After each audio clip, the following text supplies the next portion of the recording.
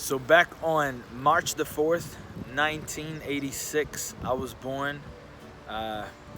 And I've always been a happy kid. I mean, I've always had many friends around, and where I live here is a beautiful place. It's a beautiful area, very safe, and I've always had so many friends to play with. I mean, we played soccer, we swam. We are here. This is our playground. This is where I played when I was a kid. I used to play here every single day, and well, I've always had a very nice life.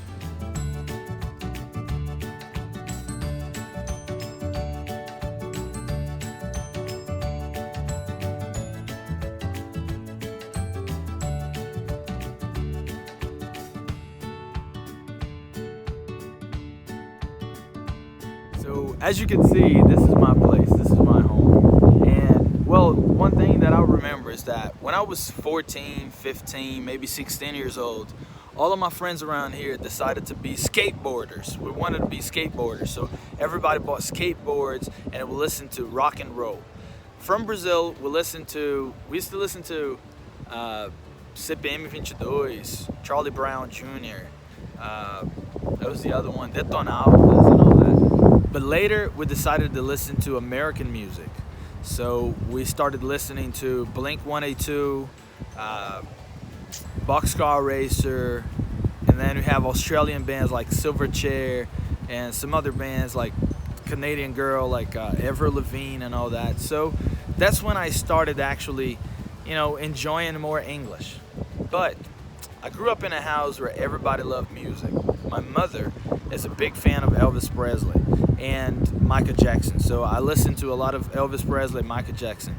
And also, I listened to a lot of Aretha Franklin, Nina Simone, and some other black American singers like James Brown. Well, one of the coolest things that I still remember was that, well, there is a place in here that I'm going to show you that later on. It's like a little square, but we have inside the condominium where, I live in this condominium here, and there are 7 different buildings. So there are 776 apartments. And if you put like an average of 3 people in it, there are over 2,000 people here. So I've grown up with a lot of friends around. And so all of our friends, there are the skateboarders, the soccer players, the volleyball players. We would come down here to the square inside the condominium, and some of our friends had guitars, and then we would come up with a guitar and with a file full of lyrics, and then we would sit down, talk, play the guitar, and sing. And that really has helped me understand more about how cool English could be in terms of connecting with other people. However, that was one thing that was setting me back. Well, the setback was actually because, I didn't grow up in a family where people had a lot of money. So I remember one day, my mother asked me what I wanted for my birthday. And I told her that I would very much like to study English, but we didn't have money for it. And my mom was like, wow, that's going to be difficult because, our financial conditions won't help. And I understood it. Actually, I was sad, but I was just like, Mom, don't worry about it. That's fine.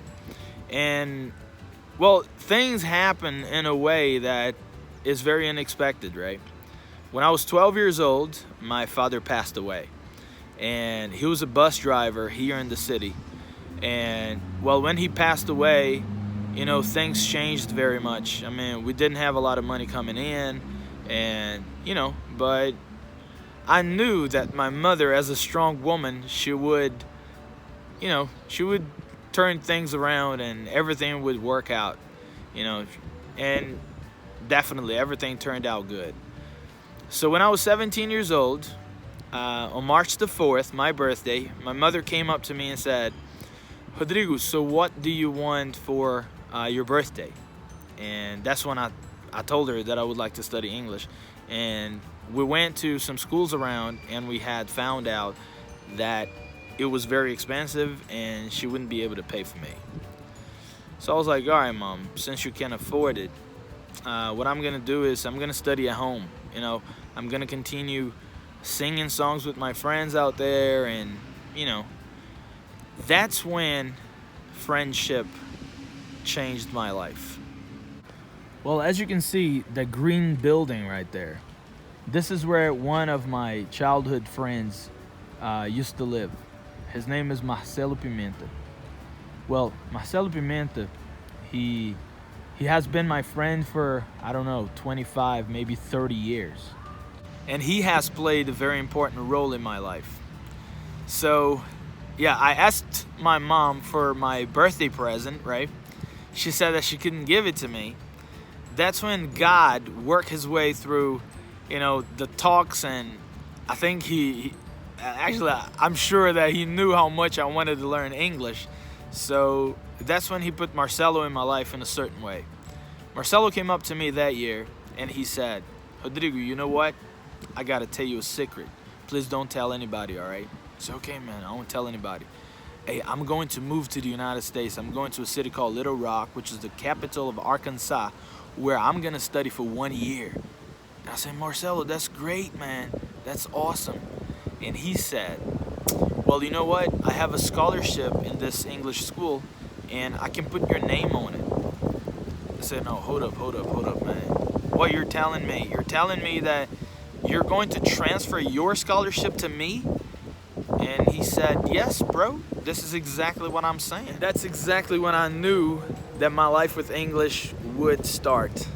And then on March the 10th, 2003, I had my first opportunity to go to an English school, and we used to have classes on Mondays and Wednesdays from 2 to 3. And then, but what happened was when I was 17 years old, so I was in high school.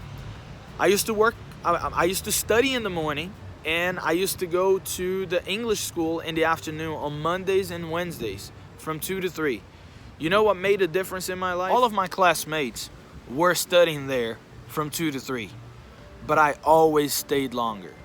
Man, at 2 o'clock I got there, I had my class, and then I stayed for the conversation class, even though I didn't know any English.